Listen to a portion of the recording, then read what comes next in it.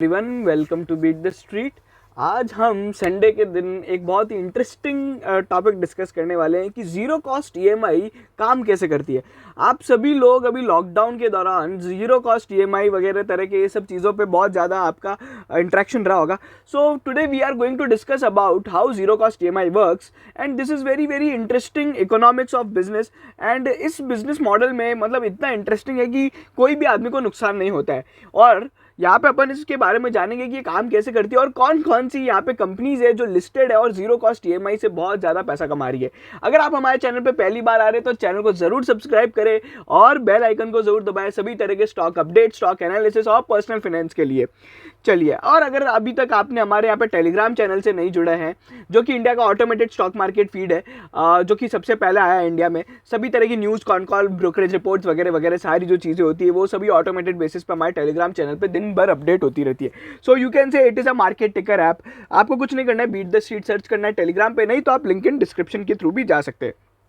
चलिए, zero cost EMI basically is nothing but the reason why Bajaj finance is the most successful finance company in the country.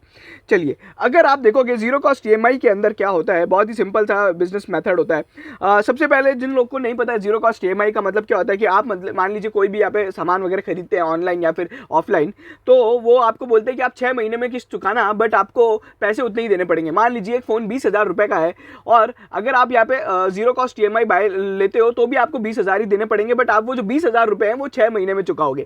अब यहाँ पे क्या होता है, आदमी तो ले लेता है, जो कंज्यूमर होता है वो तो ले ही लेता है, बिकॉज उसको कोई नुकसान नहीं है। मैं 20,000 आज दूं और 20,000 मुझे 6 महीने की किस्तों में देना पड़े तो ऑब्वियस सी बात है, मेरे लिए 6 महीने की किस्त देना यहाँ पे ज्यादा सिंपल होता है। बट इसके पीछे इकोनॉमिक्स क्या है, काम कैसे करता है, ये अपन समझ लेते हैं। तो सबसे पहले यहाँ पे 3 एंटिटीज इन्वॉल्व होती है। 3 एंटिटीज का मतलब हो गया, एक तो शॉप हो गई जो कि आपको सामान बेच रही यानी अमेजॉन या फ्लिपकार्ट, मैन्युफैक्चर यानी सैमसंग वगैरह हो गया, और यहाँ पे एक फाइनेंस कंपनी हो गई जो कि आप बजाज फाइनेंस कह सकते हो या फिर आपकी क्रेडिट कार्ड कंपनी हो गई। अब यहाँ पे क्या होता है, सिंपली एक बहुत बड़ी रिस्क होती है कि अगर आपने 20,000 रुपये नहीं चुकाए, मतलब एक भी किस्त नहीं चुकाई, तो आपको यहाँ पे सबसे ज्यादा जो नुकसान होगा वो फाइनेंस कंपनी को होगा, because that is the company which is taking the risk. अब क्या होता है इसमें, क्या सिंपल सी बात होती है, मैन्युफैक्चरर जो होता है सैमसंग या फिर अपना अब रियलमी वगैरह या फिर वन प्लस वगैरह है, वो यहाँ पे एक फाइनेंस कंपनी के साथ डील करते हैं कि अगर आपके यहाँ पे प्रोडक्ट्स पे जीरो कॉस्ट ईएमआई मिलेगी, ठीक है, मतलब आप हमारे प्रोडक्ट्स पे जीरो कॉस्ट ईएमआई दोगे तो हम आपको एक डिस्काउंट दे देंगे। डिस्काउंट यहाँ पे क्या होता है, मैन्युफैक्चरर यहाँ पे डिस्काउंट देता है बट वो कस्टमर को नहीं देता है। बहुत सिंपल सी बात है, सैमसंग क्या बोलता है, अगर आप हमारे प्रोडक्ट्स पे जीरो कॉस्ट ईएमआई ऑफर करोगे, मान लीजिए बजाज फाइनेंस को बोलता है कि आप अगर हमारे प्रोडक्ट्स पे जीरो कॉस्ट ईएमआई का फीचर ऑफर करोगे तो हम बजाज फाइनेंस को 5% डिस्काउंट देंगे। कस्टमर को डिस्काउंट नहीं देते, कस्टमर को तो वैसे भी फायदा हो रहा है किस्तों में चुका के, तो उसको यहाँ पे कोई डिस्काउंट देने की जरूरत नहीं है। तो मैन्युफैक्चरर यहाँ पे एक लोड लेता है 5% डिस्काउंट देने का। अब आप पूछोगे मैन्युफैक्चरर ये क्यों करेगा, देखो क्या है कि आप दो फोन है, एक 20,000 रुपए जो आप यहाँ पे आपकी पास की दुकान चला सकते हो और एक 20,000 रुपए अमेजॉन पे मिल रहा है। अमेजॉन पे लोगे तो 6 महीने की किस्त आपको यहाँ पे मिल जाएगी, बट पास वाली दुकान से नहीं मिलेगी, तो ऑब्वियसली बात है आप उस पे जाओगे। सो यहाँ पे टू इंड्यूस द कस्टमर, यहाँ पे कस्टमर को एक यहाँ पे बेसिकली एक फैसिलिटी दी जा रही है 6 महीने में पैसे चुकाने की। तो ये एक वैल्यू एडेड सर्विस एक मैन्युफैक्चरर देना चाहता है और सभी अपने मतलब है ना फ्लेक्सिबिलिटी रखना चाहते हैं। तो यहाँ पे मैन्युफैक्चरर बोलते हैं यार ठीक है, अपन 5% का डिस्काउंट दे देते हैं अपने अगर प्रोडक्ट पे ये फीचर अवेलेबल हो जाएगा। तो अब क्या होता है, कस्टमर यहाँ पे क्या बोलते हैं कि यहाँ पे 20,000 पे तो करता है, ठीक है, 6 महीने के अंदर कस्टमर यहाँ पे 20,000 पे करता है फाइनेंस कंपनी को, और फाइनेंसिंग कंपनी जो बजाज फाइनेंस है अपने केस के अंदर, वो यहाँ पे मैन्युफैक्चरर सैमसंग को केवल 19,000 रुपए देती है। अब यहाँ पे क्या हो गया, उसको तो 5% में ही आपका काम हो गया। देखो मैन्युफैक्चरर को ज्यादा नुकसान नहीं हुआ because these companies also work with high margin, ठीक है, 5% के मार्जिन पे आज कोई भी कंपनी काम नहीं करती। अब मैन्युफैक्चरर एक और कॉस्ट उठाता है, वो होती है कमीशन, जो कि वो शॉपकीपर को देगा। शॉपकीपर यानी आपका पास वाला कस्टमर या फिर आपका अमेजॉन वगैरह। अब देखो वो वैसे भी देना पड़ता, अगर वो नॉर्मल कैश में भी बेचेगा तो भी उसको यहाँ पे जो अपना शॉपकीपर या फिर अमेजॉन वगैरह है उसको 10-20% का यहाँ पे वो देना ही पड़ेगा, ठीक है। तो that is totally irrespective of the यहाँ पे जीरो कॉस्ट ईएमआई या फिर वो उसके अलावा भी, ठीक है।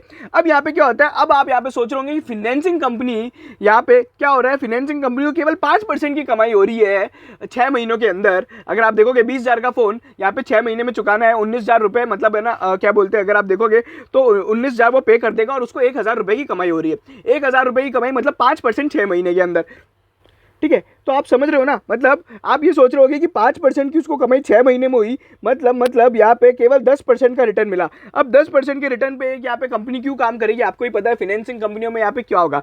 और 10% तो वैसे भी एक नॉर्मल लोन पे मिल ही जाता है, होम लोन वो कंपनी दे देती तो भी 10% का लोन मिल जाता, नहीं 10% इंटरेस्ट रेट नहीं होती है, इंटरेस्ट रेट होती है बहुत ही अलग तरीके की। यहाँ पे अपन बात करते हैं कैश फ्लोज के मैजिक की। बहुत सिंपल सी बात है, देखो आप यहाँ पे 6 महीने में 3,333 रुपये अलग अलग महीने में चुकाओगे। इसका मतलब अगर आप इसको कैलकुलेट करोगे कैश फ्लोज के हिसाब से, तो यहाँ पे एक इंटरेस्ट रेट बनती है 19.9%। अच्छा, कैसे बनती है ये आप कैसे कैलकुलेट कर सकते हो, देखो पहले महीने के बाद जब आपने यहाँ पे डे 1 पे कितना आउटस्टैंडिंग रहा, आपका 19,000 रुपये का आउटस्टैंडिंग रहा, ठीक है। उसके बाद यहाँ पे अगर आप देखोगे, या फिर आप इसको ऐसे भी कह सकते हो कि सबसे पहले महीने में यहाँ पे 20,000 रुपये का आउटस्टैंडिंग था, ठीक है। उसके बाद जैसे आपने 3,333 रुपये चुका दिए तो 16,700 का आउटस्टैंडिंग हो गया। उसके बाद जैसे ही अगले 3 महीने में चुका है 13,000 हो गया, 333 रुपये वापस चुका है तो 10,000 का हो गया, और इस तरीके से आपका 7 महीने में 6 महीने में आपका पूरा वो चुक जाएगा। अब इसके पीछे क्या लॉजिक रहा कि जो 19,000 या 20,000 का लोन था वो पूरे 6 महीने तक ड्यू नहीं था, वो अगर आप उसको इफेक्टिव यहाँ पे कैलकुलेट करोगे तो वो केवल 3 महीने के लिए ही 19,000 रुपये ड्यू था। अब ठीक है, इफेक्टिवली वो 20,000 रुपये 19,000 रुपये अगर आप समझोगे तो कुल मिला के अगर 19,000 मानते हैं अपन अपने केस में, तो क्या हो रहा है कि 19,000 रुपये 3 महीने के लिए ही ड्यू था और उसने 1,000 रुपये कमा लिए, ठीक है, 1,000 रुपये कमा लिए क्योंकि उसको 20,000 मिले और उसने 19,000 आगे दे दिए। अब उसने 1,000 रुपये कैसे कमाए, 1,000 रुपये उसने कमाए और यहाँ पे अब उसने कमाए 1,000 रुपये 3 महीने के अंदर, क्योंकि अपना इफेक्टिव लोन का पीरियड जो हो गया है, effective due date, effective loan का पीरियड हो गया 3 महीना। तो मतलब आपने 5% कमाए, यहाँ पे अगर आप देखोगे 3 महीने में आपने 5% कमाए तो 12 महीने में आपने कमाए 20%। ये है फाइनेंसिंग कंपनी का खेल। तो ये है फाइनेंसिंग कंपनी में ऐसा होता है और इस तरीके से कमाया जाता है। अब आप इसको पूछोगे कि यार ये कैसे कैलकुलेट किया आपने, तो मैं आपको एक्सेल का एक फार्मूला बता देता हूँ। ये वाला अगर आप फार्मूला डालोगे तो आपको यहाँ पे 18% की इंटरेस्ट रेट शो करेगी, ठीक है। कभी कभी अपन है ना एडवांस ईएमआई भी दे देते हैं, मतलब पहली ईएमआई पहले ही साथ पे हो जाती है, तब यहाँ पे जो इंटरेस्ट रेट बन जाती है वो 27% की बन जाती है। अब मैं 19,000 क्यों ले रहा हूँ, क्योंकि at the end finance company के पास 1,000 रुपये तो रहेंगे ही रहेंगे, ठीक है, वो तो उनका वही हो गया। और जैसे ही मान लो आपने खरीदा 20,000 का प्रोडक्ट, आप 1,000 रुपये तो आपके बन ही गए, ठीक है, वो तो आपको कभी देने ही नहीं है, ठीक है, और कस्टमर आपको 3 महीने में चुकाएगा, तो आपको एट द एंड यहाँ पे 19,000 रुपये देने रहते हैं और 19,000 रुपये आपके है ना फाइनेंसिंग कंपनी के ड्यू होते हैं, ठीक है। तो इस तरीके से ये काम करता है और 27% का इंटरेस्ट रेट कमाता है अगर वो यहाँ पे एडवांस ईएमआई लेता है। तो ये है पूरी की पूरी डील। अब इसमें क्या हुआ है, तो अगर आप देखोगे ये विन विन डील है। विन विन डील कैसे हो गया, देखो कस्टमर को फायदा हो गया, आपको यहाँ पे जीरो कॉस्ट ईएमआई मिल गई, मैन्युफैक्चरर का प्रोडक्ट बिक गया और यहाँ पे जीरो कॉस्ट ईएमआई फैसिलिटी मिल गई, ठीक है। और तीसरा यहाँ पे जो अगर अपना शॉपकीपर है उसको भी फायदा हो गया।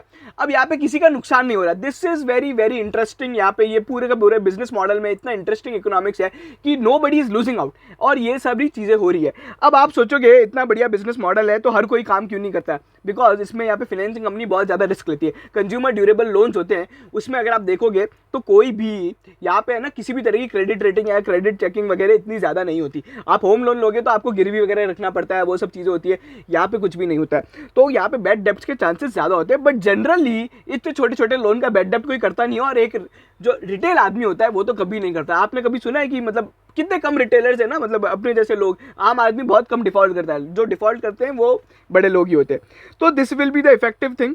अगर आप देखोगे तो 27% या फिर 20% के लिए फाइनेंसिंग कंपनी एक रिस्क लेती है कि अगर उस कंपनी उस पर्टिकुलर आदमी ने नहीं चुकाया तो उसका पूरा का पूरा 100% पैसा डूब जाएगा। बट वो जो पैसा, ये जो लोन्स इस तरह के होते हैं वो बहुत सारे लोगों में दिए जाते हैं और इस तरीके से कंपनी कमाती है। अब आप समझोगे कि ये वाली जो कंपनीज है, इसलिए बजाज फाइनेंस या फिर SBI कार्ड्स, जो कि मेरी one of the favourite company है, वो सबसे ज़्यादा पैसा कमाती है। उन दोनों कंपनीज का नेट इंटरेस्ट मार्जिन बहुत ज़्यादा है। हमने लास्ट हमारे SBI कार्ड की वीडियो में बताया था, मैंने कहा this is the important thing.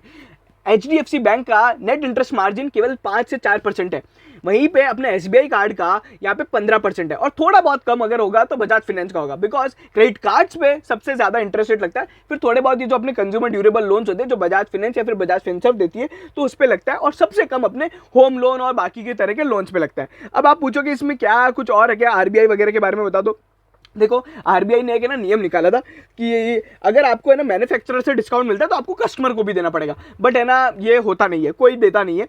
और एक्चुअली में अगर अपन देखेंगे तो यहाँ पे ज़्यादा ये सब चीज़ें की भी नहीं जाती है, मतलब इस पूरे पूरे रूल का है ना वायलेशन भी किया जा रहा है। अगर आप देखोगे आरबीआई ने बोल रखा है मैन्युफैक्चरर को देना है डिस्काउंट, अगर आपको मैन्युफैक्चरर ने दिया है तो आपको कस्टमर को भी देना पड़ेगा, बट कस्टमर को कोई डिस्काउंट नहीं मिलता। आपने देखा होगा जीरो कॉस्ट ईएमआई लेने पे कभी भी आपको डिस्काउंट नहीं मिलेगा, 20,000 का प्रोडक्ट है 20,000 ही देने पड़ते हैं।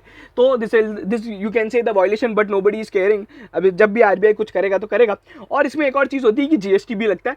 तो क्या होता है हमेशा ये लोग क्या करते हैं अपने ओवरऑल प्रोडक्ट का है ना इंटरेस्ट रेट का पार्ट बहुत कम रखते हैं। अगर आज भी आप देखोगे तो कभी भी आप ईएमआई खरीदते हो तो एक्चुअल में वो जीरो कॉस्ट ईएमआई होती नहीं है। वो कैसी होती है, 20,000 रुपये होती है, ठीक है, 20,000 रुपये आपका है ना प्रोडक्ट है, तो उसमें से वो क्या करते हैं बेस लोन दिखाते हैं, मतलब बेसिक अमाउंट जो दिखाते हैं ना वो यहाँ पे 19,000 का दिखाते हैं और 1,000 रुपये का इंटरेस्ट अमाउंट दिखा देते हैं, ठीक है। और वो इस कंपोनेंट को सबसे कम से कम रखेंगे। मैंने रिसेंट में एक फोन खरीदा था 16,000 का, उसमें 500 रुपये इंटरेस्ट रखा गया, ताकि क्या होता है ये इंटरेस्ट का कंपोनेंट है ना कम रख के क्या होता है कि वो लोग जीएसटी सेव कर लेते हैं, बिकॉज क्रेडिट कार्ड और इन सभी के इंटरेस्ट पे यहाँ पे जीएसटी भी लगता है।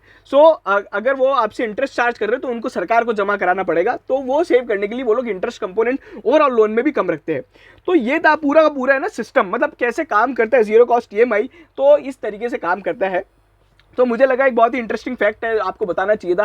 तो इस तरह के हम फैक्ट्स और लेके आएंगे, बट उसके लिए आपको प्लीज़ प्लीज़ प्लीज़ चैनल को सब्सक्राइब करें, कमेंट में बताएं हमको इस तरह के आपको कोई सवाल जवाब, आपको भी कोई क्वेश्चन आते हैं तो हम जरूर आपकी क्वेरी सॉल्व करेंगे। ये भी हमसे किसी ने एक बार पूछा था कि यार जीरो कॉस्ट ईएमआई काम कैसे करती है, तो हमने कहा चलिए इस पर रिसर्च की जाए और आपको बताया जाए।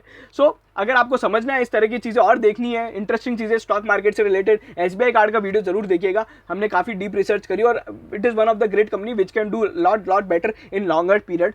तो वो जो बिजनेस मॉडल है बहुत ही अच्छा है, ये इसी बिजनेस मॉडल पे काम करती है वो कंपनी। और बजाज फाइनेंस तो ऑब्वियसली आपने देखा है कि मल्टी बैगर ग्रोथ है, and SBI card could be the next multi bagger also. चलिए अगर आपको वीडियो पसंद आया तो चैनल को सब्सक्राइब करें और प्लीज़ प्लीज़ प्लीज़ ये वीडियो शेयर करें, लोगों को बताएं कि जीरो कॉस्ट ईएमआई कैसे काम करती है। कोई भी आप जब भी फ़ोन खरीदे तो प्लीज़ ये वीडियो जरूर बताइएगा। Hope you will find this very very interesting. Thank you so much. Please please please be safe and stay at home. Thank you so much.